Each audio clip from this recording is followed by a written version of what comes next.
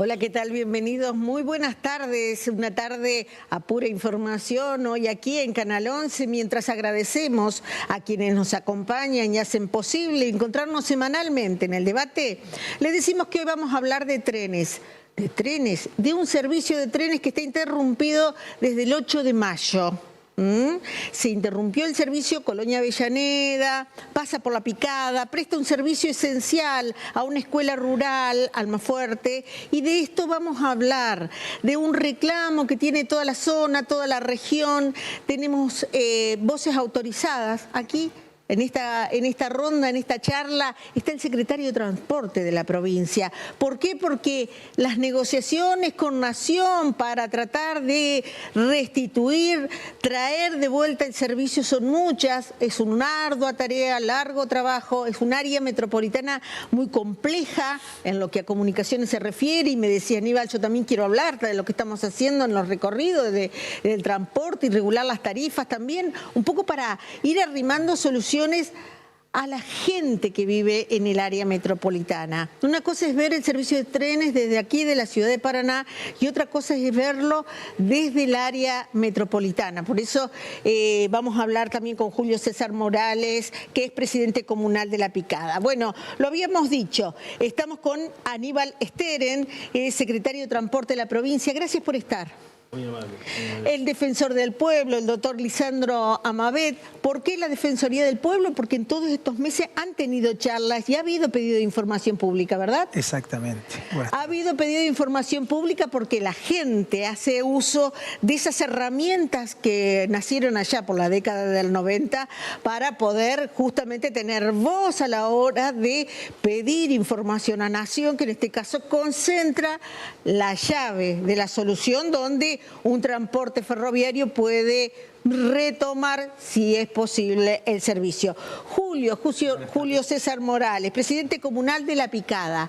La Picada, ¿cuántas almas viven en La Picada? Tenemos como 600 y pico de habitantes. 600, ¿no? Un poquito más. Sí, ahí tenemos casas de fin de semana que no están dentro del último censo que se hizo. Y la escuela Almafuerte sí.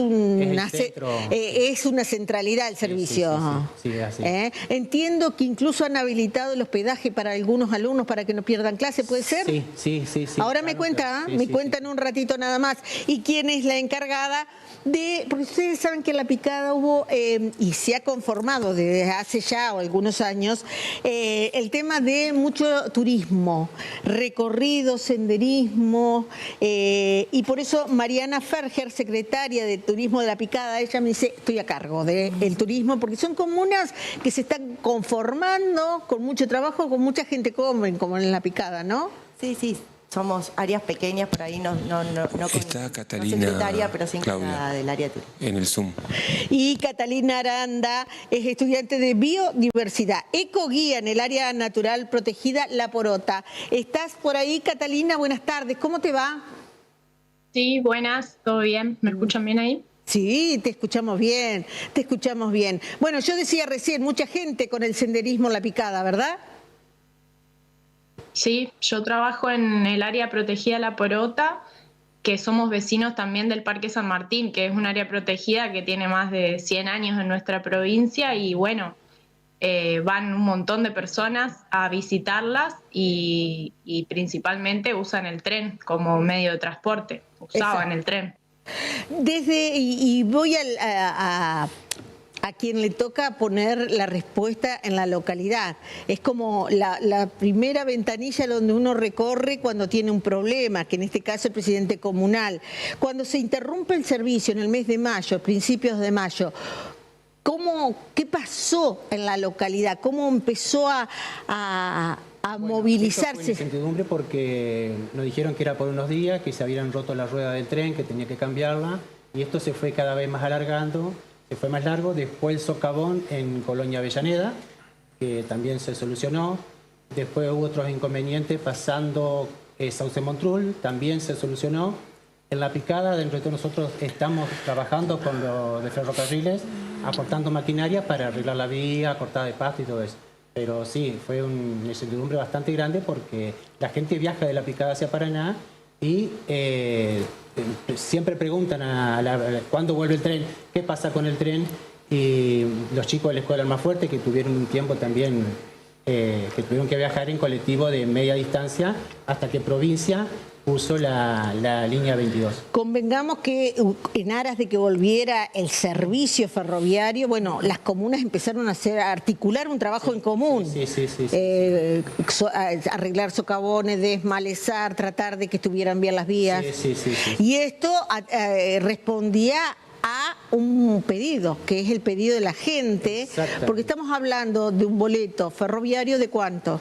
En este momento está algo, bueno, iba a subir justo cuando se suspendió, estaba en 1.400, algo así estaba. Exacto. Y bueno, con un servicio de transporte, y ahí se le empieza a la provincia a plantear el tema de intermediar una gestión o de gestionar ante Nación. ¿Qué pasó en ese momento?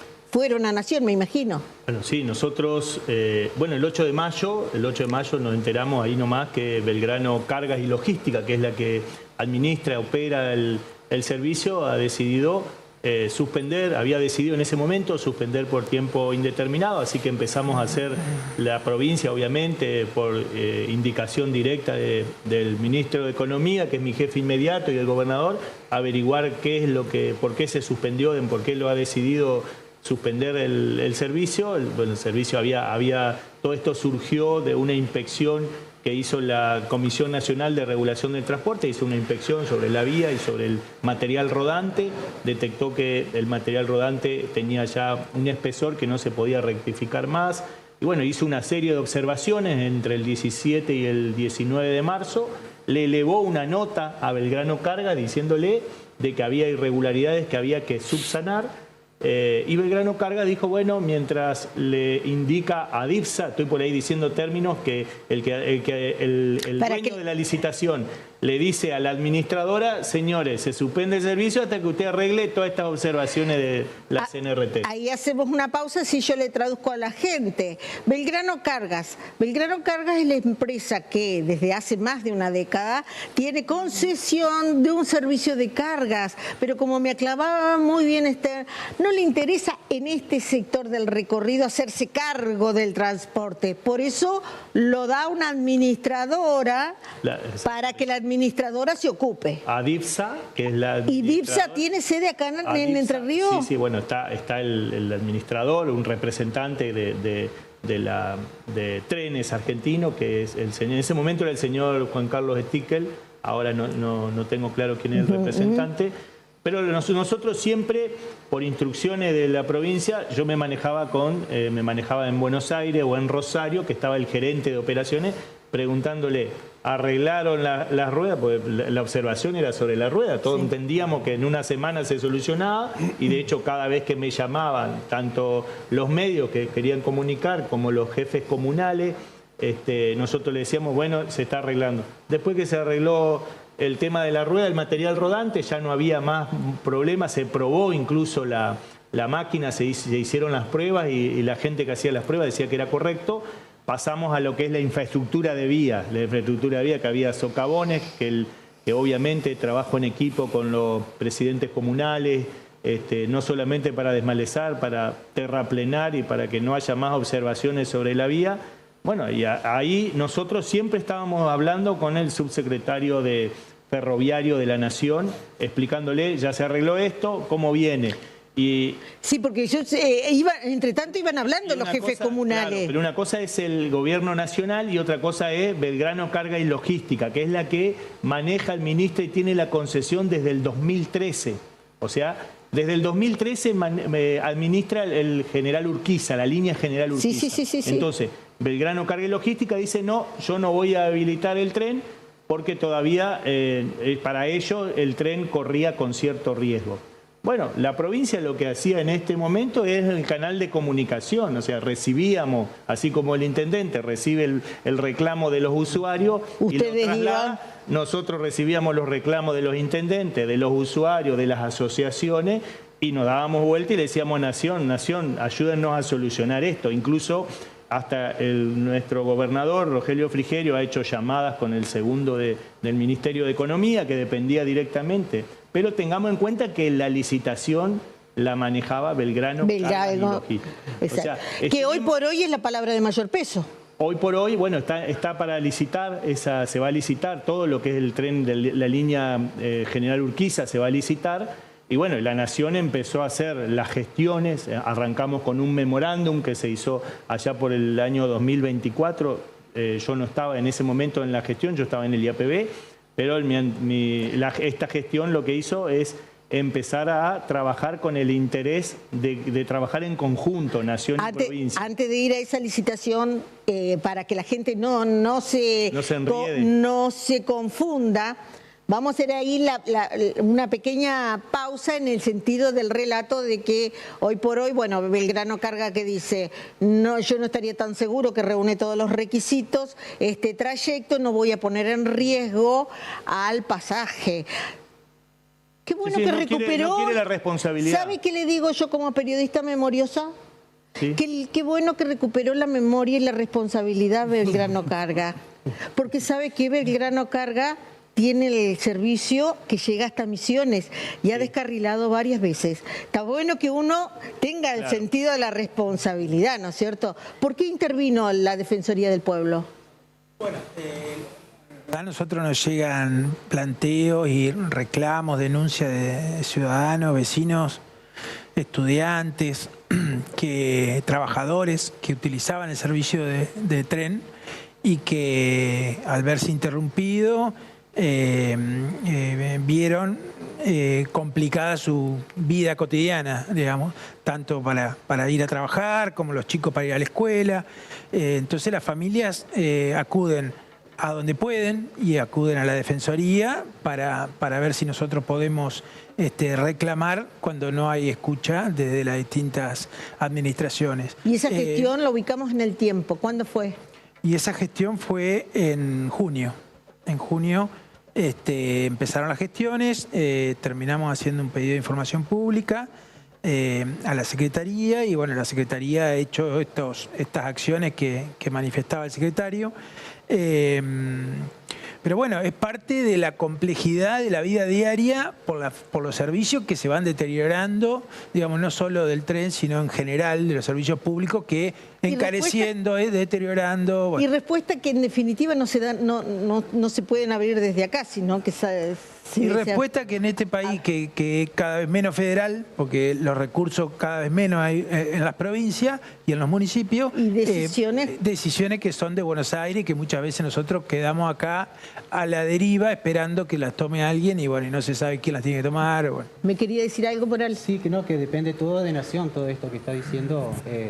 El siglo tenemos esperando de Nación, así que... Claro. Recuerdo haber hecho una nota en radio y lo veía en su momento porque se había arreglado el socavón. Y estaba muy entusiasmado el intendente de Colonia Avellaneda. Bueno, ya está desmalezado, ya está arreglado el socavón, solo falta que vuelva el tren. Y el tren todavía no ha llegado. Quiero ir un poquito al Zoom, así nuestra invitada nos dice, bueno, ella brinda un servicio de trekking y todo lo demás.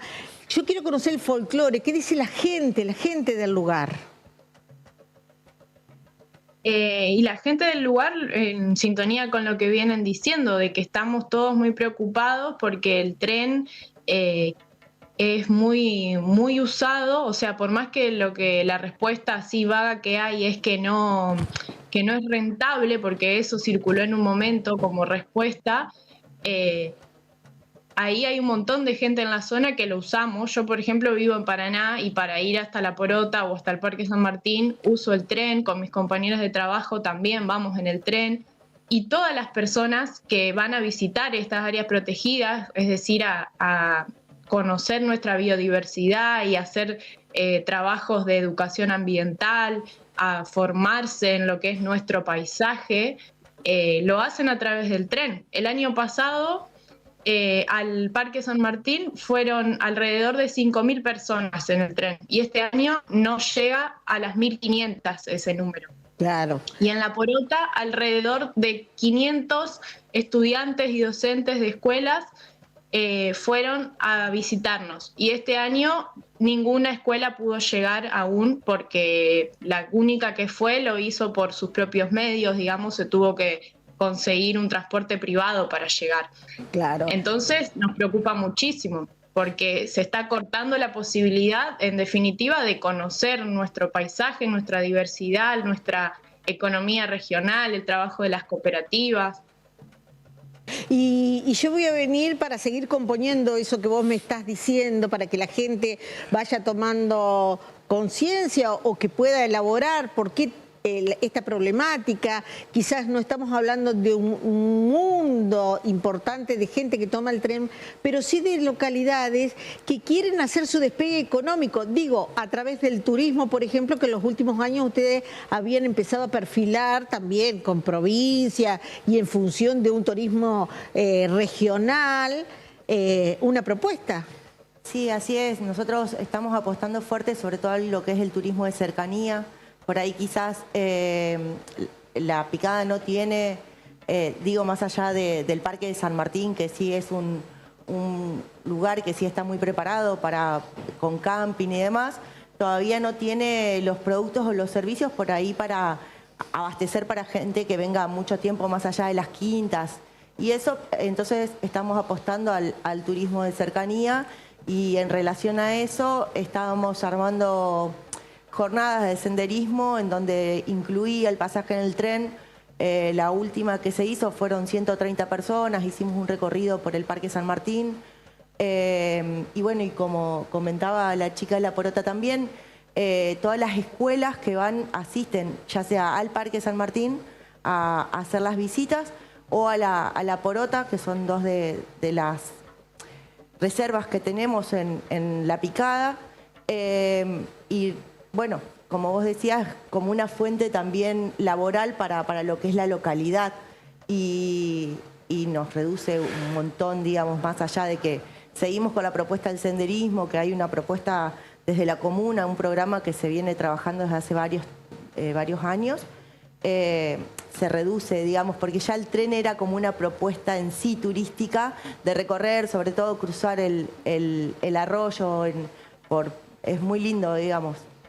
Tenemos la suerte, para si usted está llegando recién a nuestro programa, estamos hablando del servicio de trenes a La Picada, a Colonia Avellaneda. Hay un servicio que es esencial, o en su momento fue estratégico, para posibilitar la llegada a Paraná de mucha gente que se fue a vivir a Colonia Avellaneda y que tenía en esto una ventaja sustancial a la hora de el número que uno habilita para el transporte para venir a trabajar, ¿no?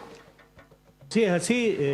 Nosotros hemos estado, obviamente, después del 8 de mayo, el 15, empezamos a analizar cuando retomaba el tren. El 30 estuvimos en Buenos Aires, una reunión con toda la gente no solamente con la gente de Belgrano Carga, las SOPS, la gente que operaba, la gente que administraba. Y en ese momento dijimos, bueno, el gobernador me autorizó a que empecemos a trabajar con la línea de colectivos, que tenemos una línea, por suerte teníamos el sistema metropolitano, no digo que dio una respuesta total, pero había mucha deserción escolar que veníamos recibiendo el planteo, y ahí decidimos extender, se pudo extender la línea 22 como... Ya quedó definitivo, digamos, ya quedó definitivo eso. La línea 22 va a pasar por ahí. La línea 22 llega hasta la escuela Almafuerte, incluso los chicos que pagaban el boleto, porque el tren no tenía boleto, no tenía gratuidades, ni el tren, ni para docentes ni para estudiantes, pero lo que hicimos fue extender la línea 22 para cubrir esa demanda, que era, no digo que era total, pero era la gran cantidad de demanda que había, mientras seguíamos batallando desde provincia y desde el ministerio para que vuelva el tren. O sea, no quiero ser claro, obviamente la provincia quiere que la nación reactive el tren, las gestiones que se han hecho desde comunicaciones telefónicas, reuniones en Buenos Aires. Ahora estamos, incluso Belgrano Cargas ha decidido retirar, ha presentado una nota en junio, tengo por acá la fecha, no la recuerdo bien, pero en mitad de junio, pidiéndole a la Secretaría de Transporte que le retire el ramal. El ramal es el U15, es un ramal que va hasta el Pingo, pero a mitad de camino, el tren hacia la mitad de camino. Bueno, Belgrano Carga ha dicho, sáquenme este ramal porque a nosotros no nos interesa para transporte de carga y no lo estamos operando, no es relevante, no lo vamos a operar. ¿Qué significa operativamente sáquenme este ramal? El ramal, porque la provincia de Entre Ríos está dividida, si bien tiene vías férreas, pero son ramales de un punto a otro, por ejemplo, de Paraná al Pingo, el ramal se llama U15. Ajá, de Paraná a otra localidad tiene U14, supongo. Literal es levanten ese ramal. No, levanten no, sino córranlo de la licitación, porque el que agarre la licitación lo va a agarrar para transportar carga. Entonces, ¿qué es lo que dice Belgrano Carga y Logística? Desde el 2023 vengo pidiendo que lo corramos porque los requisitos para Belgrano Carga y Logística para mover un tren son mucho mayores que los requisitos que puede tener la ADIPSA como administradora. O sea, ADIPSA incluso puede hacer convenios, puede decir, bueno, mi requisito del material rodante, mi requisito de pendiente o del mantenimiento de vías es distinto que el que tiene Belgrano Cargas y Logística. Claro. O sea, mantener un tren para carga o mantener un tren para pasajeros son como distintos. Entonces, ADIPSA lo puede adecuar e incluso lo puede trabajar en conjunto con la provincia o lo puede trabajar en conjunto en acción solo. Aclarando siempre que ADIPSA es la que tiene la responsabilidad como administradora de esa infraestructura ferroviaria para transportar pasajeros. Sí, pasajeros. Es así. En todas las provincias está pasando esto. ¿Por qué no le interesa a Belgrano Carga? Porque una infraestructura para transportar material de carga pesado, grueso, sea granos o cualquier material pesado, es diferente a transportar personas. Y en esto, voy a charlar un poquito entre el defensor del pueblo y el presidente de la comuna, ¿no? Porque tuvieron que sentarse todos los actores, incluso hubo reuniones en Paraná y con todo lo que es el área metropolitana para analizar esto. Sí, hubo reuniones acá en Paraná, tuvimos una reunión con, no me voy a acordar el nombre, que estuvo el secretario de Transporte. La asociación de Alicia Clausen, en la asociación vecinalista. Estuvimos reunidos con ellos. Con los vecinalistas, sí. Por este mismo tema del tren, así que estamos en eso. ¿Ustedes qué vuelcan en la mesa? Digamos, la urgencia para que todo fluya en favor del vecino y el servicio de escuela. Exactamente, nosotros estamos en eso, estamos continuamente apoyando a los muchachos de ferrocarriles que andan en la vía para que esto esté continuamente bien en condiciones. Para que vuelva el tren a la picada. ¿Hay un diálogo con la gente que representa ferrocarriles? Sí, con la gente que trabaja, que anda recorriendo la vía. ¿Con los trabajadores? Con los trabajadores, sí. A nosotros nos piden para acarrear piedra, para tapar, arreglar las vías, para cortar el pasto. Siempre nos están pidiendo a la comuna colaboración con eso y nosotros estamos siempre a disposición de ellos. Pregunto, ¿cuántas escuelas hay? Más allá de la escuela Almafuerte, que es un ícono, ¿no? Porque incluso han habilitado hospedaje. Sí, han habilitado hospedaje. ¿Para la escuela secundaria o para la primaria? Ya había antes, para la escuela secundaria, para la secundaria había, siempre hubo hospedaje, sino que siempre para la gente de Paraná, siempre era que viajaba. Y ahora con este tema sí se han habilitado para algunos que no pueden viajar todos los días, para que se queden en la escuela. Y bueno, dentro de lo que es el Parque San Martín, tenemos la Escuela Especial Zulema Embón, y la Escuela Dominguito, la número 12 Dominguito, y después tenemos la Escuela 52 que está en el ejido de la comuna de La Picada, ahí al lado de la comuna. O sea, son 4 escuelas. Hay 4 escuelas en el área rural. Y vuelvo a nuestro Zoom porque también tenemos el testimonio, lo que nosotros siempre decimos, ¿no, Catalina? Por ahí evaluar o mirar o analizar las temáticas desde la mirada local le aporta a quienes nos esté escuchando que les es difícil componer cómo es la necesidad, la dependencia. No es una dependencia secundaria, sino primordial para la localidad.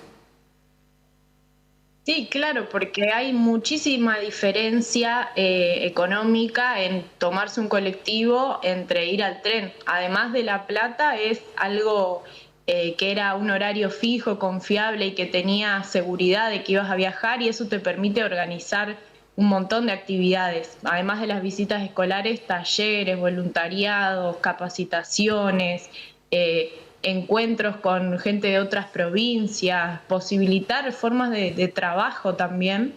Y ahora con los servicios de colectivo se complica un montón porque no cubren las mismas seguridad en los horarios y tampoco es accesible económicamente. Claro. Entonces por eso es la exigencia, y además que hay mucha falta de precisión en las respuestas, porque esto de que va a cambiar quién lo administra o que se está viendo, en un momento no se sabía ni que si estaba roto o que si lo querían cortar, si estaba privatizándose el servicio, mucha falta de respuesta que se fue traccionando a partir de estas reuniones en las que intervenimos todos como comunidad, digamos, desde las áreas protegidas, desde las escuelas, la comuna, los distintos sectores de las comunas, gente de Paraná también, que conectamos las localidades gracias al tren, porque si no, no había ninguna respuesta, de repente dejó de funcionar, digamos. Entonces, la movilización, por eso nos parece urgente. La movilización provocó todo esto, y la posibilidad de escucha, ¿no? Y de respuesta, porque decir en el detalle lo que se está gestionando también lleva cierta tranquilidad. No, está bien, yo entiendo lo que plantea y es el único lugar donde ya queda tren de pasajeros en la provincia. Yo soy de Concepción del Uruguay y también teníamos un tren y nos encantaría tener un tren hasta el Palacio San José, que la distancia es muy parecida. Por eso prácticamente me puse al hombro el reclamo, la causa, que por ahí uno no lo visibiliza en los medios, no lo visibiliza tanto, pero me puse al hombro porque también sentí algo parecido cuando se terminó, hablo de hace bastantes años, el año que se dejó de circular el tren en mi ciudad. Tal es así que le pusimos mucha ansiedad, tanto con el ministro como con el gobernador, hablando con el ministro de Economía, más que nada para decir, bueno, administrenlo, actívenlo de una vez. Se mandaron a arreglar, yo no entiendo que si mandaron a arreglar el material rodante, si le pidieron a las comunas que arreglen la infraestructura de vía. Ahora, el lunes, el ministro de Economía firmó una resolución aceptando la salida de la transferencia del ramal U15 para que lo administre la administradora de infraestructura ferroviaria. O sea, entiendo que van dando pasos, pero no a la velocidad que la provincia, el Ministerio de Economía o la Secretaría de Transporte e incluso los usuarios lo necesitan. O sea, estamos hablando de que hace el 8 de agosto van a ser 3 meses, pero se han dado estos pasos que desde el 2023 Belgrano Cargas y Logística venía pidiendo del 2023, pasen este ramal a DIPSA, pasen este ramal, y lo terminamos pasando ahora, se pasó, digo. Ahora, de ahí a que yo le pueda dar una garantía, claro, se activa en tal fecha, no, porque la Secretaría de Transporte, nunca la Secretaría de Transporte de la provincia administró los trenes. Nosotros no administramos, no administramos los trenes y no operamos los trenes. A lo sumo, lo que hacemos es gestionar a Nación para que Nación lo haga activar o que agregue una frecuencia. Llegamos a tener 4 frecuencias. Por eso ella habla del horario. Nos llama la información porque, bueno, vamos a entrar en cadena. Hay un anuncio muy importante de la provincia. Tiene que ver con fondos nacionales que van a ser, que vienen siendo reclamados por el gobierno provincial desde hace mucho, el reconocimiento de una deuda previsional con la provincia de Entre Ríos, y el gobernador mismo, Rogelio Frigerio, quiere dar detalles de esto. Me voy a ir a la pausa, me dicen que estamos esperando que salir al aire en directo, en vivo y en directo, desde ese anuncio. Ahora nos vamos a la pausa con una recomendación. ¿Por qué? Porque el futuro ya llegó. Esto no se lo tengo que decir, que la inteligencia artificial llegó para quedarse. Y si no estás capacitado, te desprendés de una herramienta imprescindible para emprender, para gestionar, para estudiar, y que simplemente va a cambiar, va a revolucionar nuestro futuro. Por eso el Instituto de Economía del Conocimiento en calle Gualeguaychú 44 está transformando te está transformando, dando elementos para esa transformación. Estudiar, trabajar y emprender ya tiene otra manera de ser. Escanea este QR, escanealo, vas a ver que está el Instituto de Economía del Conocimiento, calle Gualeguaychú 44, allí te podés capacitar.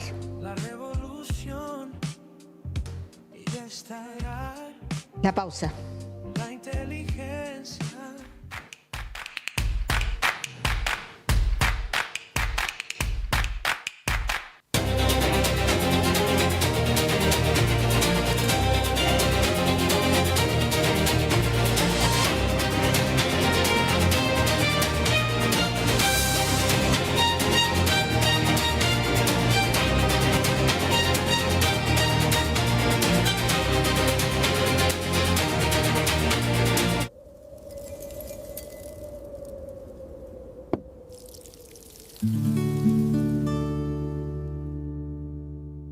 Amigo productor, busque a su mejor socio en la producción. Consulte a su médico veterinario para tomar la decisión correcta. Haga más rentable su negocio e incorpore su veterinario al equipo de trabajo. Es un consejo del Colegio de Médicos Veterinarios de Entre Ríos.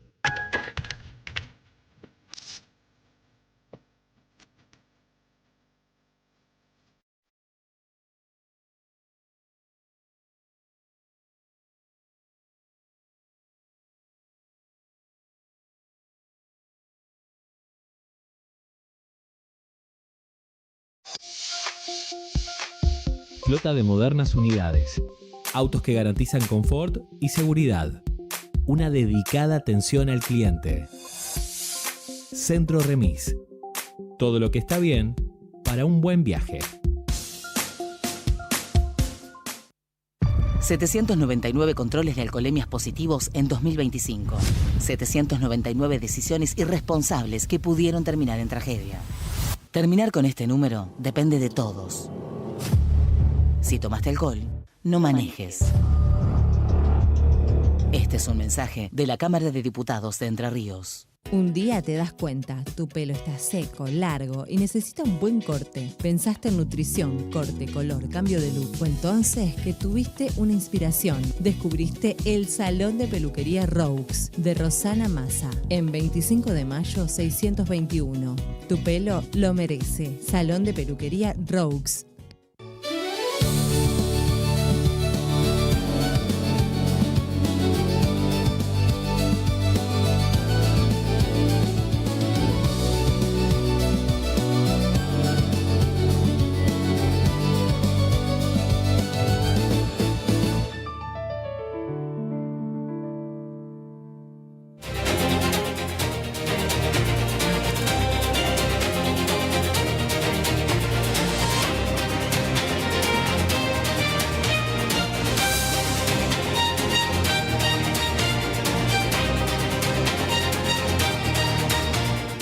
Un servicio se torna esencial cuando, bueno, la gente empieza a ilusionarse, porque recuerdo cuando no hacía muchos meses que se había anunciado que se retomaba el recorrido y todo lo demás, uno notó cuando fuimos a recorrer la zona el entusiasmo de todos los vecinos, de la escuela, de la ruralidad en general, ¿no? ¿Cómo lo vivieron en ese momento? Yo creo que aparte tiene una parte emocional, ¿no? Del retorno. Del tren, también no solo para la picada, y no solo, hay mucha gente también que por ahí de Cerrito, de María Grande, se acerca en vehículos y se toma, yo vivo enfrente a la estación de tren y por eso lo veo, toma el tren hacia Paraná a la mañana temprano, 6:30 que sale de la picada. Y como te decía hoy, más allá del servicio esencial, que incluso para cruzar de la picada norte a la picada sur, que nosotros estamos como divididos por un arroyo y no tenemos un paso peatonal, también es una forma para poder cruzar por ahí más económicamente, más económica, digamos.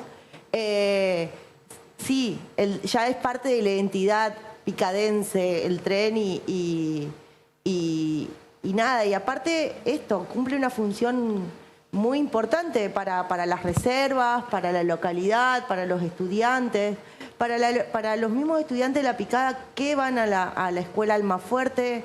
Es un trayecto también desde la zona urbana hasta el Almafuerte hay un trayecto largo también, y sobre todo para quienes viven en la Picada Norte, poder cruzar el arroyo es esencial para esas personas también.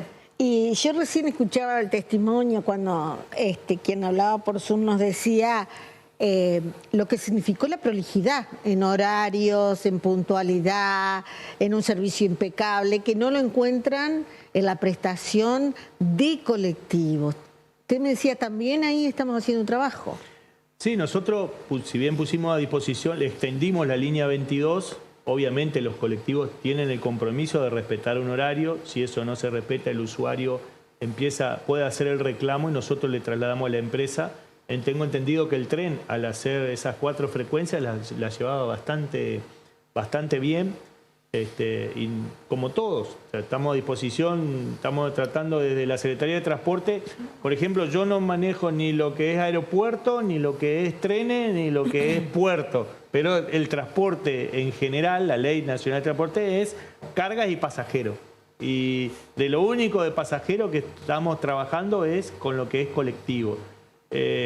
Obviamente, cuando hay una problemática como esta del tren, que nos involucramos desde el ministerio, desde el gobierno, hablando, pidiendo, y hoy te decía, quizás fuera de micrófono o fuera de cámara, que el lunes 3 de agosto el ministro Caputo firmó una resolución ministerial donde separó el ramal de que estamos hablando acá en cuestión, lo separó de esa licitación, de esa privatización que quiere hacer el presidente, y lo puso a disposición de ADIPSA, que es la administradora de infraestructura ferroviaria. ¿Y eso es positivo para esto? Yo, como secretario de Transporte y como entrerriano, lo veo muy positivo.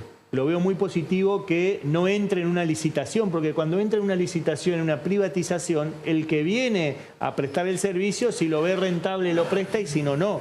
Entonces, lo muy positivo que fue la firma de esta resolución ministerial es que lo va a administrar la administradora de infraestructura ferroviaria Sociedad del Estado. Entonces, eso ya es un buen paso, más allá de que todavía no hemos logrado, queremos todos que se reactive el tren. Este gobierno, el ministro siempre me pregunta, hoy tuve reuniones y hablamos del tren, o sea, es algo que está en la agenda del gobierno provincial y del Ministerio de Economía, resolver este tema de transporte, porque no lo vemos, más allá que hoy lo hablaba con ellos, de que el 1% de los usuarios se maneja en el tren, pero turísticamente la conexión de los pueblos es mucho más valioso, porque creo que es una alternativa que yo la veo en mi ciudad, que une el Palacio con la ciudad, pudiera tener un tren, aunque vaya el 1%, representa un polo, una atracción turística como el tren de las nubes. No es que va mucha gente, pero esto está pasando en todas las provincias donde Belgrano Carga y Logística define cuáles son las vías donde pueden transportar carga y los que vienen se va a privatizar, y los que vienen a buscar esas vías, en este caso la línea General Urquiza, buscan la rentabilidad de transporte de carga, que es la donde más dinero hay, el que paga las cargas más que los pasajeros. Y vuelvo a la Defensoría, porque bueno, yo le decía hoy al doctor Amabet, no debe haber organismo más demandado en esta época, porque bueno, los vecinos por los recorridos de los colectivos urbanos, ahora también por los trenes, hubo un pedido de información pública, se presentó, tuvo una respuesta a ese pedido de información pública. Después, ¿qué sigue? Digamos, dentro del andamiaje jurídico, como para coayudar el peso de la voz de la comunidad, ¿no? Que está empujando a su vez al gobierno a decirle, denle en respuesta, ¿no? Exactamente. Nosotros hicimos ese pedido y la verdad que todo esto que se explica acá son las distintas gestiones que se van haciendo, pero que al vecino lo que quiere que vuelva al servicio, digamos, poder saber cuándo va a tener, que no tenga la incertidumbre, no saber si va a poder ir a la escuela, si va a poder ir a trabajar. no importa quién es la gestión, quién la hace, digamos, pero bueno, acá sabemos que es un servicio nacional, sabemos que hay un desprecio del gobierno nacional hacia distintos servicios públicos y que hay una indiferencia también que no le interesa lo que pasa. Entonces, en una ciudad como puede ser Paraná, o como decía el secretario, en muchas ciudades donde hay chicas, donde hay servicio de tren y se van dejando de lado. Nosotros no creemos que lo ideal sería que no quede de lado, que vuelva el tren, que vuelva el servicio. Ojalá la provincia pueda retomarlo, hacerse cargo y retomarlo el servicio y que las distintas localidades del Gran Paraná puedan tener, porque va más allá, como decía el secretario, va más allá del que va a trabajar o no, porque hace a las localidades, al turismo, a un montón de actividades que se generan a partir del servicio de transporte del tren, digamos. Así que ojalá que esto se resuelva y que no tengamos que seguir con esta incertidumbre que decía el cartel, si va a haber soluciones, si hay soluciones o no. Claro. Bueno, eso es lo que espera el vecino, que alguien le diga cuándo va a estar la solución del tren.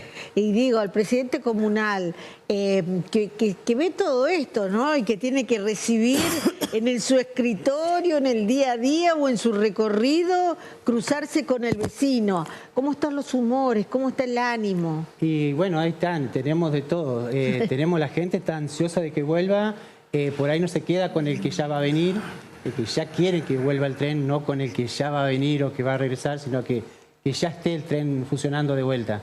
Están ansiosos de que vuelva y sí, están en esa de que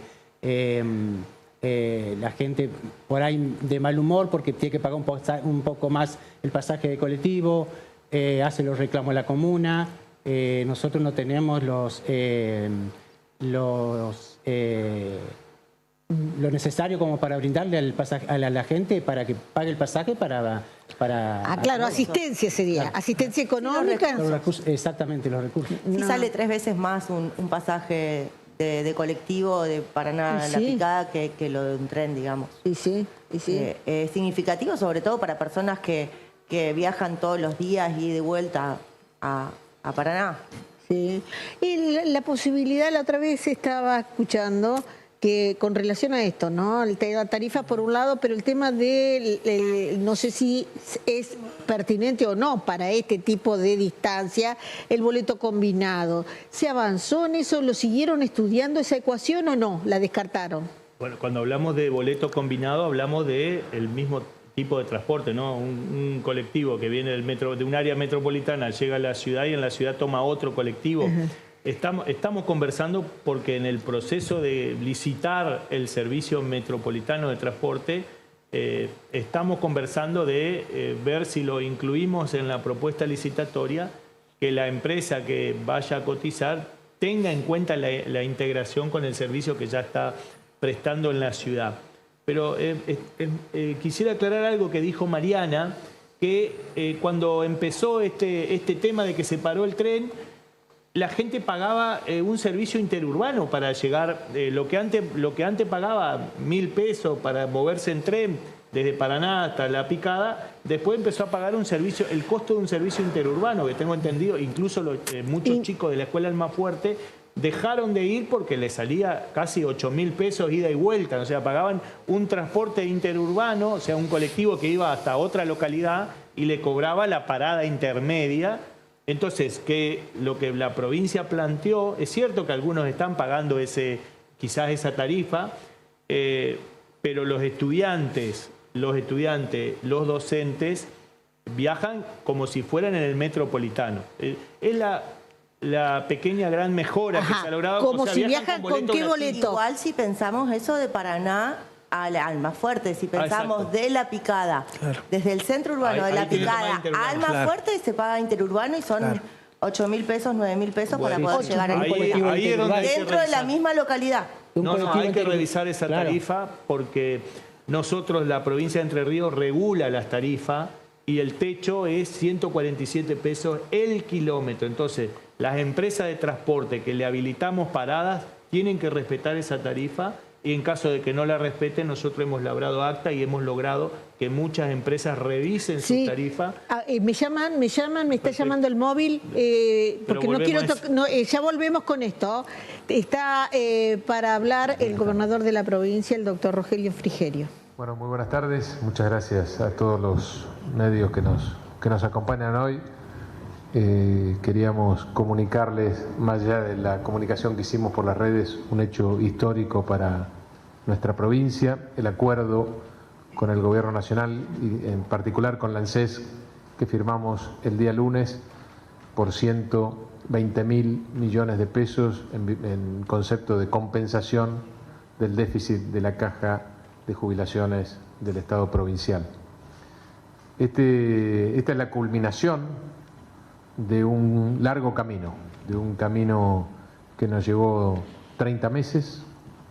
Desde el primer día tomamos como una prioridad la responsabilidad de ordenar lo que encontramos desordenado, como digo siempre, de ponerle mucho compromiso y gestión a la desidia que encontramos también en muchos aspectos de la gestión pública y de poner luz donde había oscuridad. Y esto tiene que ver con la Caja también. Desde el primer día, como les dije, decidimos hacer algo inédito para la provincia, que es defender en todos los lugares que nos correspondían los derechos de los entrerrianos. Por eso fuimos el primer gobierno en la historia de la provincia que le hizo un juicio al Estado Nacional en la Corte Suprema de Justicia de la Nación. No solo por el tema de la Caja, sino también por la discriminación que sentimos en la tarifa que le otorga la Secretaría de Energía a Salto Grande. Este juicio, este compromiso en la defensa de los derechos de los entrerrianos, por primera vez en la historia, fue acompañado por otras acciones concretas. Cuando iniciamos la gestión, nos percatamos de que esta defensa de los intereses entrerrianos, en particular en términos de la Caja de Jubilaciones, no estaba acompañada por una exigencia concreta, puntual, de ANSES, que era que tengamos las auditorías de la Caja al día. Desde el 2017 que no teníamos auditorías. Le pedí a Gastón Bañat en ese momento, al inicio de nuestra gestión, que se pusiera como prioridad arrancar esas auditorías. Ya las tenemos hasta el año 2020. Y en trámite próximamente 2020. Y tenemos en trámite las de los años siguientes. Esas auditorías también nos permitieron acompañar con fundamentos estos reclamos frente a la ANSES, frente al Gobierno Nacional. Pudimos, a partir de esa tarea, de la gestión interna, de la demanda ante la Corte, conseguir anticipos en el 2024 y en el 2025, que han sido superados en este último acuerdo en casi 2/3, y que nosotros estimamos van a seguir trayéndonos buenas noticias a la provincia en la medida que sigamos terminando las auditorías que nos restan concluir. Esto obviamente tiene que ver con la sustentabilidad de nuestra caja. Esto acompaña el esfuerzo que hicimos en la reforma del sistema previsional de la provincia, reduce el déficit, reduce la necesidad del Estado. Tengan en cuenta, lo he dicho, que la caja pierde $1 millón por día que tenemos que pagar todos los entrerrianos. Esto ataca ese problema, como también lo ataca la reforma del sistema de previsión social de la provincia, pero no lo soluciona. Esta es una tarea de todos los días, tenemos que seguir trabajando en este sentido y lo vamos a seguir haciendo como encaramos cada uno de los temas que nos corresponde encarar, porque son problemas de los entrerrianos que además vienen de muchísimos años atrás. Frente a cada problema que encaramos siempre encontramos una resistencia y esa es una particularidad también de nuestra provincia. Cada vez que decidimos tomar el toro por las astas, cada vez que decidimos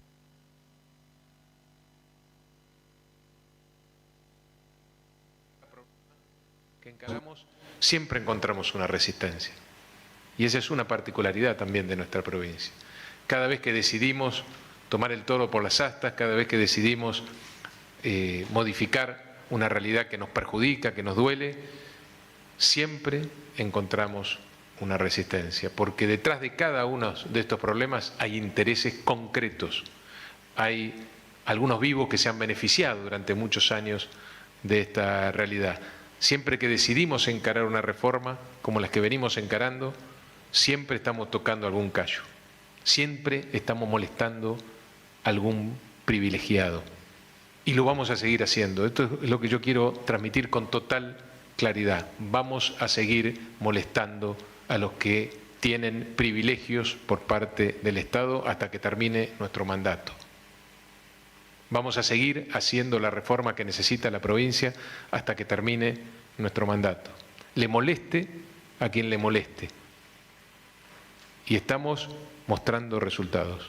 El día de mañana, además, vamos a hacer, los convoco desde ya, una conferencia de prensa en nuestra obra social, mostrando todos los resultados positivos que hemos logrado en un año de gestión. Y lo mismo vamos a hacer en todos los órdenes de las reformas que venimos encarando y las que nos tocan encarar en el futuro. Queríamos transmitirles esta buena noticia para todos los entrerrianos, esta noticia que es fruto del esfuerzo de 30 meses de gestión, agradecerle al equipo de la Caja, al equipo de Economía, a todos los que han tenido que ver con este logro y decirles que vamos a seguir por este camino porque creemos que es el camino correcto y porque estamos seguros y convencidos de que no tenemos que volver nunca más atrás. Muchísimas gracias y estoy a disposición de las preguntas. Habilitamos la ronda de preguntas. Buenas tardes. Para Canal 9 Litoral me gustaría preguntar, en primer lugar al ministro, sabemos que hay un reclamo histórico de la provincia hacia el ANSES, si este adelanto es a cuenta de ese reclamo histórico, que en 2024 era de 154 millones, sabrá corregir los números. Y de 154.000 millones, luego hubo adelantos de 26.000 millones y 48.000 millones, y esto es todo que va a una misma cuenta, y bueno, finalmente este adelanto de 120.000 millones. También cuándo se terminarían las auditorías y cuándo se conocería el monto total de la deuda. Y al gobernador también una lectura política también a la luz de la reforma previsional que ha salido la semana pasada, si entienden que son dos medidas que van en un mismo sentido. Bueno, buenas tardes. Como dijo el gobernador, por primera vez se hace un reclamo por el déficit de la Caja que corresponde que cubra Nación. Eso eran los 154.000 millones a valores del momento de la demanda y tenía que ver con los periodos con los déficits de los periodos 2020 a 2024. Respecto de lo que se ha venido recibiendo, tal cual a cuenta del 2024 fueron esos 24, los 48 a cuenta del 2025, los 120.000 a cuenta del 2026. Pero para ponerlo en perspectiva, ¿qué significa estos 120.000 millones? Como decía el gobernador Frigerio, es un acuerdo que sin lugar a dudas se ha podido llegar por este gran esfuerzo que se ha hecho en trabajar en las auditorías y tener números más certeros para decir cuánto es el déficit que debe cubrir la Nación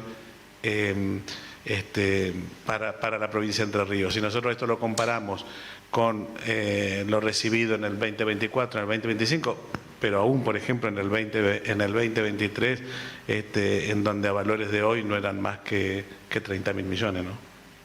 El hecho de llegar a esta cifra de 120.000 tiene que ver con la contundencia del análisis, de la información aportada y del trabajo realizado. O sea, concretamente es 4 veces lo que recibía la provincia antes de que nosotros asumiéramos. Y respecto al tema de la vinculación entre la reforma jubilatoria y esta firma, no están vinculadas, no tiene nada que ver, son trabajos en paralelo. La reforma del sistema de la Caja, de nuestra Caja de Jubilaciones del Estado, de los trabajadores del Estado en la provincia, era una necesidad que nosotros planteábamos desde la campaña, era una necesidad que la oposición también viene planteando desde hace 20 años, pero que nunca se animaron a concretar. Y como dije antes, son las dos, tanto el acuerdo con el Gobierno Nacional a partir de una de un reclamo ante la Corte que ningún gobierno anterior hizo, junto con la reforma de la caja de jubilados, que ningún gobierno anterior hizo, la posibilidad concreta de que nuestra caja subsista, de que sea sostenible en el tiempo, de que los jubilados actuales y los futuros puedan recibir lo que les corresponde y por supuesto también un compromiso nuestro con, no con lo que nos conviene, sino con lo que hay que hacer. Y en eso no vamos a claudicar nunca.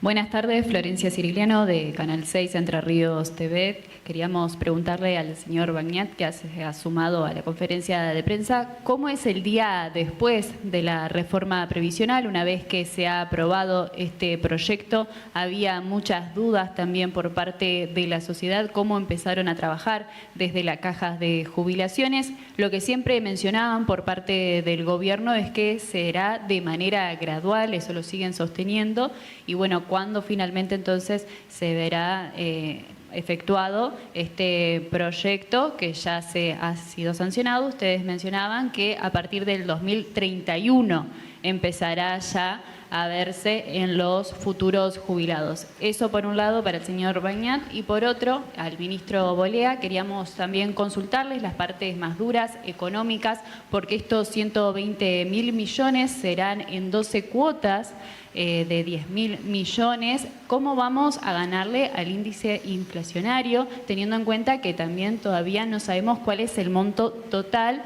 ya que tenemos que seguir esperando las auditorías? Agradecerles a ambos. Bueno, buenas tardes. Primero me gustaría terminar de ampliar algo que acaba de explicar muy bien el señor gobernador, y es que ¿por qué no tiene nada que ver la reforma con la gestión que por ley y por responsabilidad nos toca con los fondos nacionales? Porque sencillamente los recursos, que es una de las vías la captación de recursos que nunca se había explotado, y hoy podemos contar con ella y de manera cada vez más importante por el trabajo, eso puede estar o no puede estar, así como no estuvo en el pasado, en el futuro puede no estarlo también, y el sistema necesita poder defenderse. Entonces, bueno, lo necesario de la reforma tiene que ver con eso, con sanar el mecanismo, con preparar el sistema para que siga jubilando gente y más allá de la captación de recursos pueda sostenerse. Lo que tiene que ver con cómo nos preparamos, dos temas muy importantes, como también ha resaltado el gobernador. El recibo de sueldo de julio, que es lo que están cobrando hoy los jubilados, no se va a ver afectado, perdón, no se va a ver afectado con la reforma para ningún jubilado. El recibo de agosto, cuando cobren el cronograma, los primeros días de septiembre, perdón, van a ver cómo no solo no cobran menos, sino que van a cobrar con la paritaria, con la movilidad del mes de agosto.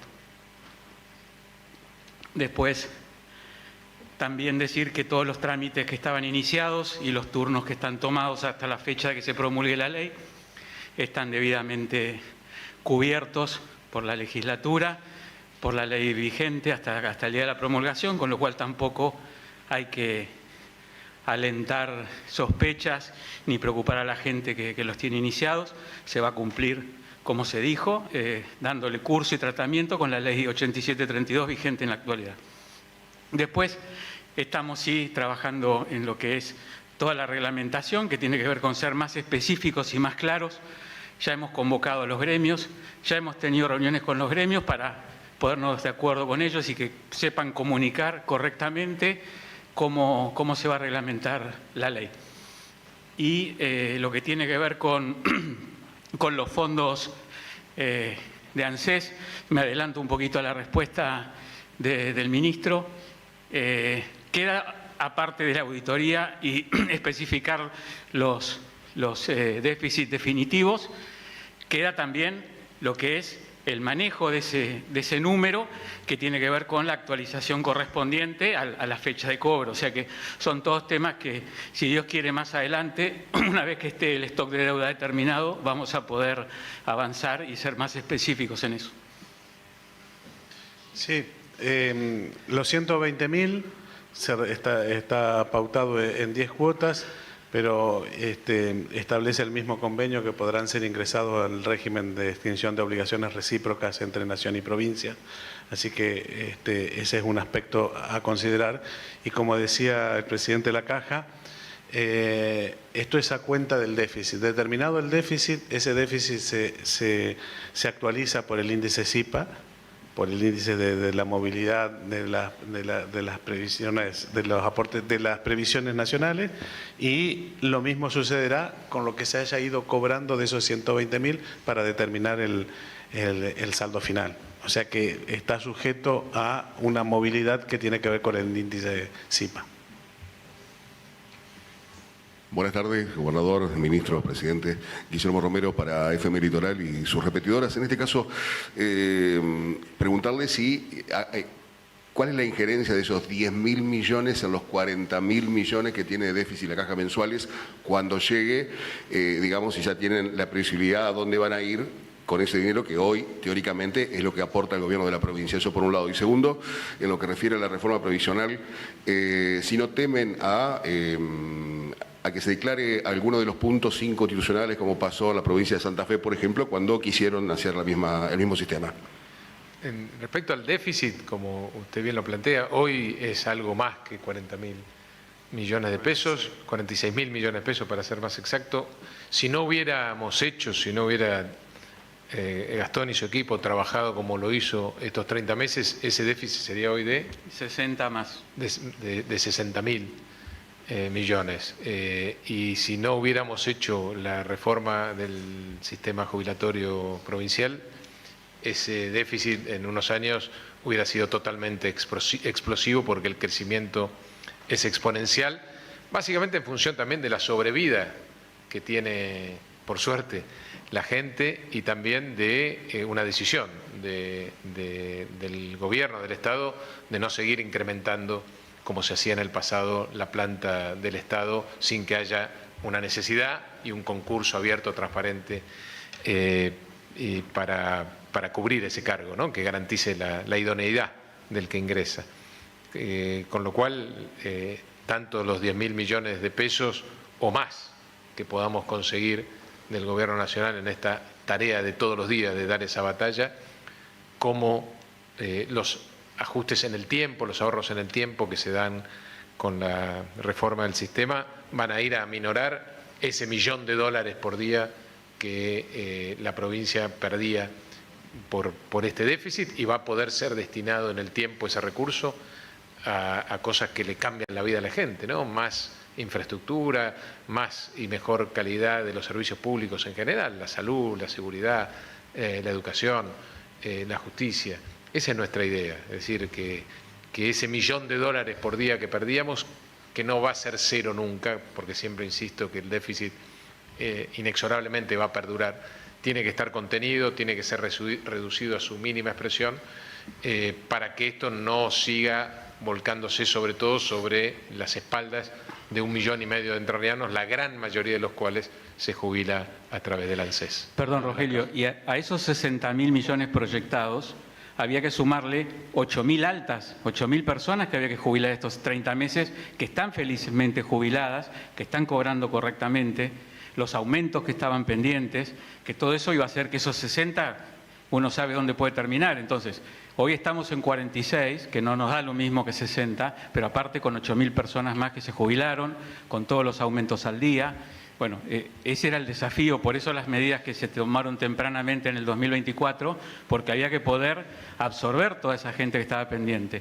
De la misma manera, ahora hay 3.000 personas que están listas para ser jubiladas, que han presentado sus trámites, y todas estas medidas es esa segunda etapa que lo que hace es que el sistema no siga empeorando, pueda seguir jubilando gente, se mantenga en un andarivel estable y se pueda contrarrestar con estas medidas que ayudan al sistema a ser más sostenible en el tiempo. Todas estas medidas tienden a ordenar la provincia, y sobre todo en el largo plazo. En general, estas medidas no tienen un impacto en nuestra gestión, tienen un impacto a lo largo de los años, y nosotros tenemos y sentimos esa responsabilidad de entregarle a los que nos sucedan una provincia más ordenada, más equilibrada, en marcha, con infraestructura y no con el abandono que vemos en las rutas, los caminos y los hospitales de los últimos 20 años. Me parece que eso es muy importante de señalar. Y por supuesto, como dije, ¿no?, ante cada reforma, ante cada cambio, siempre hay, en general de muchos sectores, sobre todo los más privilegiados, una dificultad enorme de asimilar esos cambios y muchas mentiras también, ¿no? Muchas mentiras. Las mismas mentiras que veíamos en la discusión de la obra social, que se iba a privatizar, que no se iban a dar prestaciones. Mañana vamos a tener una conferencia de prensa donde vamos a ver y vamos a desnudar todas esas mentiras que se escucharon en la discusión de la reforma. Y lo mismo con la reforma de la caja, ¿no? Cuando los jubilados el mes que viene, cuando esté efectiva la reforma, vean que en su recibo de sueldo la jubilación no solo no bajó, sino que subió, ¿qué van a decir todos los que mintieron tanto durante esta discusión? ¿A dónde se van a meter? ¿No? Y respecto al tema de la constitucionalidad, que para nosotros siempre fue muy importante, nosotros quisimos siempre blindar a la reforma de temas constitucionales, escuchamos a todos los interesados, a los miembros del Superior Tribunal, al Colegio de Abogados, a constitucionalistas de nota que tenemos en la provincia, y nuestra reforma pasó por ese tamiz. Hicimos muchas modificaciones, siempre escuchando a los que más saben respecto de estos temas, y creo que nuestra reforma, habida cuenta también del ejemplo que usted plantea en Santa Fe, claramente está blindada en esos términos. No sé cómo va a terminar lo de Santa Fe, pero la justicia en primera instancia en Santa Fe declaró constitucional algunas cuestiones que acá se ponían en duda, como la emergencia, por ejemplo, y los aspectos que ponen en cuestionamiento son todos aspectos que no están en nuestra reforma local.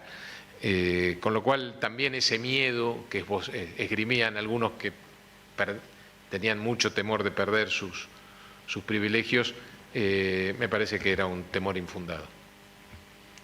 Sí, perdón, sí, para agregar a lo que dice el gobernador respecto de nuestra reforma, nosotros lo planteamos desde el principio que nosotros no alterábamos la foto, ¿no?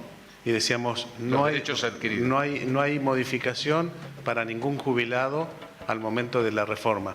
Lo que en Santa Fe se ha declarado inconstitucional tienen que ver con los topes en las jubilaciones, que nuestra ley no lo contempla, y tiene que ver con el tema de los aportes para los jubilados, que nuestra reforma no contempla el aporte generalizado. Así que son dos cuestiones que no están vinculadas a aspectos de la reforma previsional. Ha habido reformas en otras provincias que han contemplado modificaciones al statu quo, a lo que decía el gobernador, a los jubilados a ese momento, y nosotros siempre fuimos claros desde el principio que no íbamos a modificar ni alterar. Igual no sabemos cómo va a terminar esa historia, ¿no? Está en pleno proceso. Damos su lugar a la última pregunta.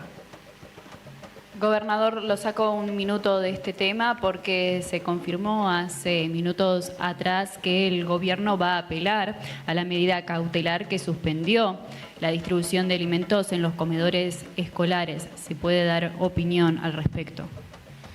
No, como dijimos siempre, nosotros queremos transformar las cosas para mejor. Encontramos un sistema de comedores en el cual, o a través del cual se alimentan nuestros alumnos, sobre todo en la merienda y en el desayuno, que no nos parecía el correcto, con enormes diferencias entre lo que se consumía en una escuela y en otra, sin ningún control respecto a los valores nutricionales, las vitaminas, las proteínas que necesitan los alumnos precisamente para estudiar bien, con una enorme dificultad de controlarlo, porque tenemos 1.500 establecimientos escolares.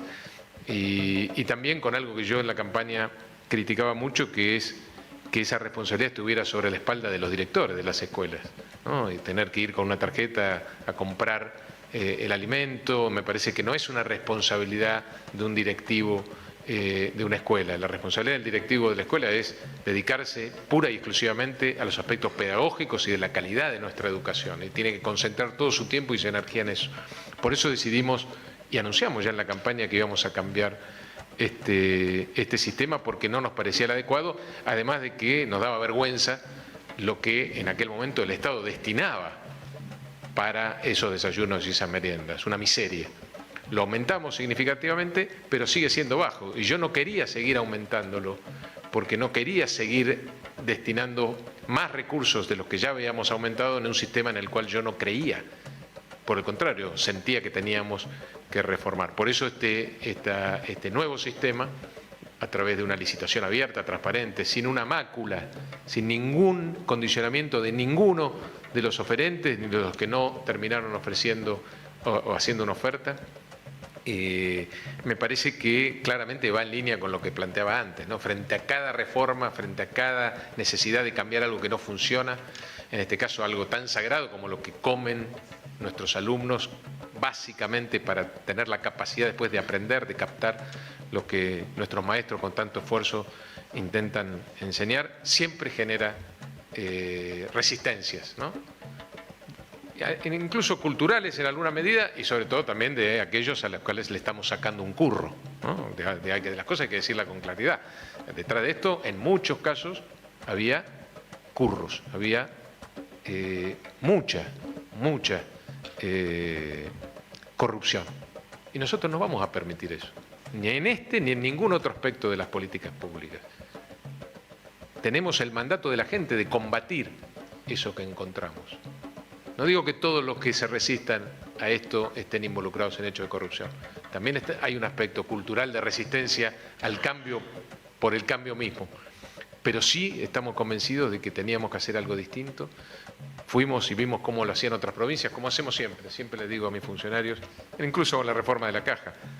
Fíjate, Gastón, qué está haciendo Santa Fe, qué está haciendo Córdoba, qué está haciendo otra provincia. Digamos, acá no hay que inventar la pólvora, tratemos de ver qué hacen para bien y tratemos de copiarnos lo que no tenemos que hacer porque no funcionó en otra jurisdicción. Con esto hicimos lo mismo, digamos, no inventamos nada.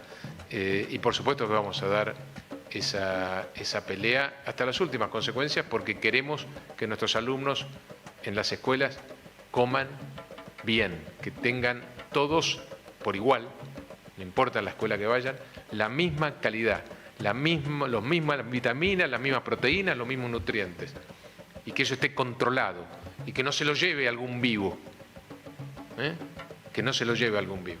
Entonces, esa pelea, como todas las peleas, porque todavía nos quedan muchas peleas por delante en este año y medio de gestión, las vamos a dar todas. Estamos acá para dar esas peleas. Estamos acá para terminar con los privilegios. Estamos acá para terminar con los curros. Y estamos acá para mejorar la eficiencia y la gestión de las políticas públicas y lo vamos a seguir haciendo, insisto, le moleste a quien le moleste, toquemos los privilegios del que sea, lo vamos a seguir haciendo. Gracias. Damos por finalizada la conferencia, agradecemos por su atención. ¿Es funcionario usted? No.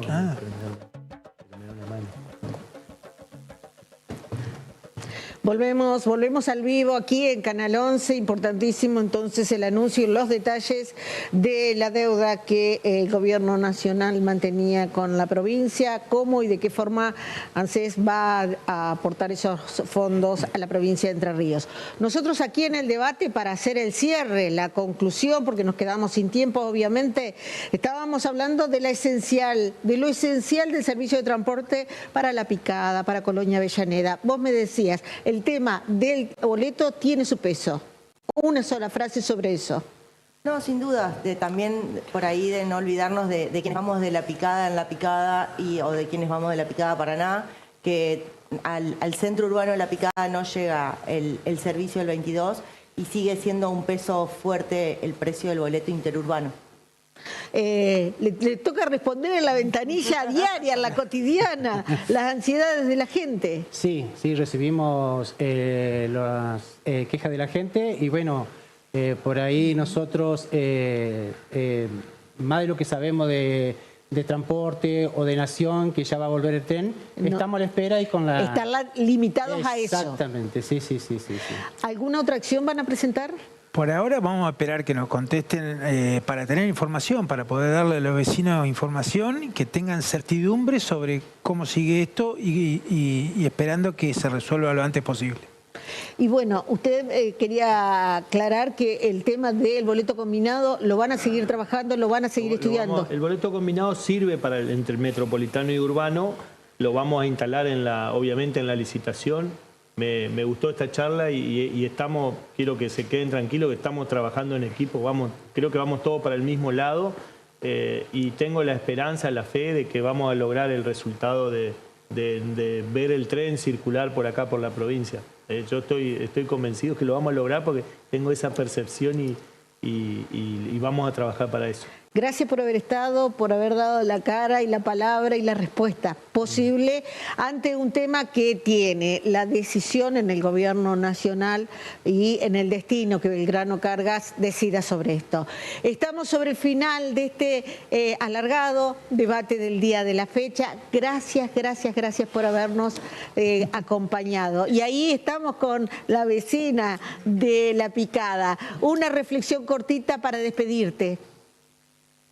Que vuelva el tren, que haya respuestas reales, porque es necesario y no alcanza con lo que se viene diciendo. Así que vamos a seguir manifestándonos hasta que efectivamente vuelva el tren, porque no somos números nomás, sino gente, un montón de gente y gurises que lo necesitamos y vamos a seguir insistiendo hasta que vuelva el tren. Muchas gracias. Gracias a todos por el respeto, por la palabra, por la presencia. A ustedes el miércoles en vivo en Canal 11, el debate.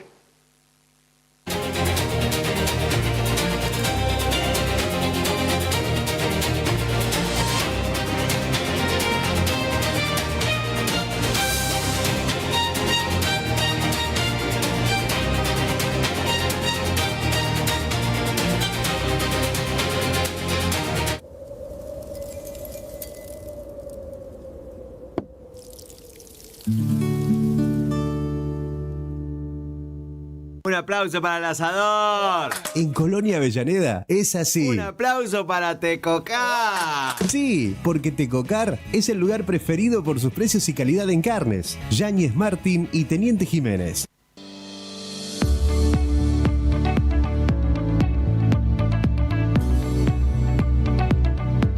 Municipio de Oro Verde, haciendo futuro juntos. Este lugar tiene algo que nos hace volver una y otra vez. Porque más que una cancha, es nuestra casa. Hacete socio de Patronato. Viví cada partido desde adentro.